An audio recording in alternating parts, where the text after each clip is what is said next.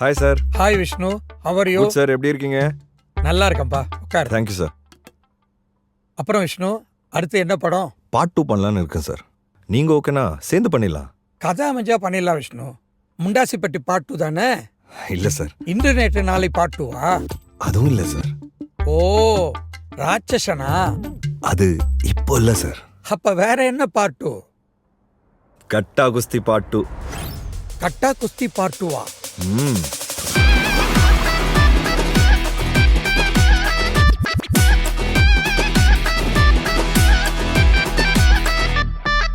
நான் இல்லாம கட்ட குஸ்தி பாட்டுவா?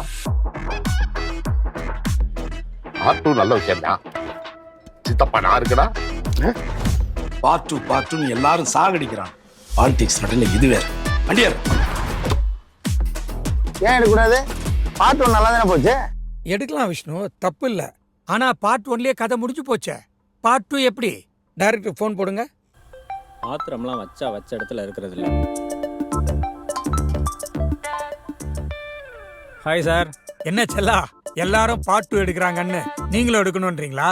அப்படிலாம் இல்லை சார். வேற எப்படி? பிரிஞ்சிருந்த புருஷனும் பொண்டாட்டியும் சேர்ந்துட்டாங்க, குழந்தையும் பிறந்துடுச்சு. இதுக்கு மேல நீங்க என்ன கதை சொல்ல போறீங்க? சார், பிரிஞ்சிருந்தா ஒரு கஷ்டம்தான், பொண்டாட்டி பிரிஞ்சு போயிட்டாலே அப்படின்னு. ஆனால் சேர்ந்துருந்தா ஒவ்வொரு நாளும் எவ்வளோ கஷ்டம். உங்கள் அனுபவத்தில் சொல்லுங்கள் சார், ஆமாவா இல்லையா? என்ன விஷ்ணு, கதையை கேட்டா நம்மளையே லாக் பண்ற மாதிரி இருக்கு.